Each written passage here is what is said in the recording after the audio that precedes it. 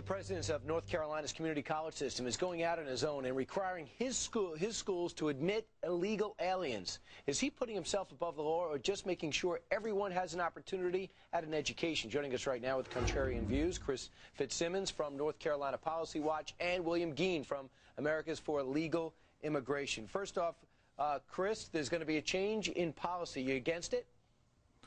No, I think it's a good idea. I first need to say that I can't believe Olivia Newton-John's on the show, and I have to talk to William Gheen. I know. You know what? I'm going to see if I can set you up in the break, but go ahead.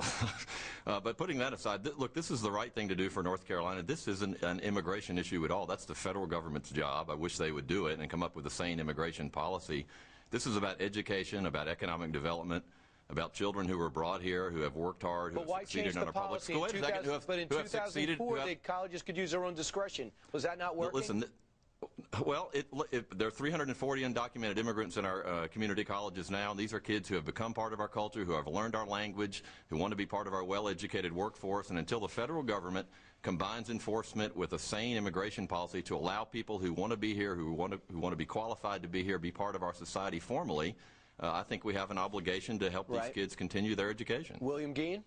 Chris Fitzsimon is completely wrong on this issue. American Pulse poll came out on December 3rd showing 77% of Americans oppose any educational benefits for illegal aliens. Several polls here in North Carolina show over 80% opposition. This state is in an uproar, and the Democrats that control Raleigh are pushing for in-state tuition for illegal aliens to force taxpayers to pay to replace our own children in the limited seats in college. And this same measure was massively defeated in 2005.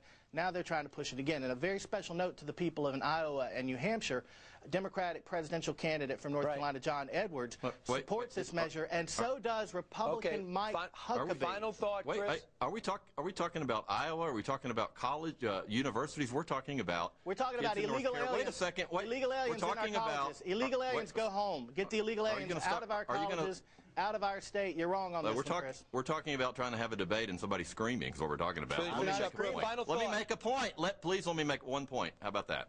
What I'd like to say is that these undocumented students are paying $7,500 a year to go to our community colleges, which is $2,000 above what it costs taxpayers of North Carolina to go. There's 340 undocumented kids in our schools now, the majority out of 270,000 students. Listen, we're calling an audible, Chris. We're going to bring you back right after the break. Chris and William, stay right there. More on this debate and also on Mitt Romney. Did he quiet any skeptics about the Mormon religion? Fox and Friends.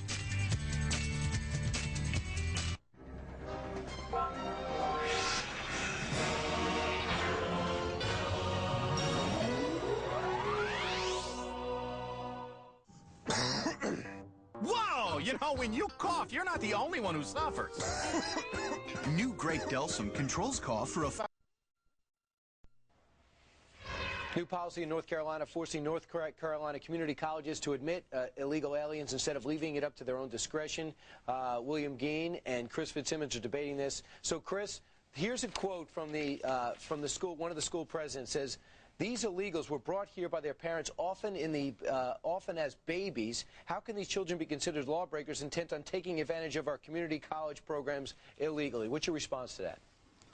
Well, they're not taking advantage of our community college programs illegally. The majority of community colleges already let undocumented students come in if they pay above and beyond the cost to the taxpayers. No state in the country denies access to the public higher education if students who are undocumented can pay the cost of it. And I just think it's the right thing to do. Again, it's about education, economic development, immigration policy of the federal government, and I wish they would get to it. And William, you don't see it that way. No, look, it's very obvious they're trying, again, to give in-state tuition to the illegal aliens in our colleges. It was announced today by Erskine Bowles. It'll cost the taxpayers $7,000 to $10,000 per illegal alien student, and will be replacing American kids in the limited seats in colleges. I thought we were talking about community colleges. We are. Well, apparently you haven't read the newspaper. No, you're not. You're talking about colleges now. Erskine Bowles in Iowa and New Hampshire. Yeah, that's right. Erskine Bowles announced today that they're pushing for in-state tuition for illegal aliens again. So it's being ratcheted. John Edwards is wrong. Another segment. Mike Huckabee is wrong. Chris Fitzsimon is wrong to support illegal aliens in our colleges. And if you support that, you're living in Xanadu. And Bill Gheen is hysterical, and we can't have an honest debate because Chris Fitzsimon and William Gheen. We'll let you continue to talk, and I'll see what I can do about getting you an autograph from Olivia Newton-John.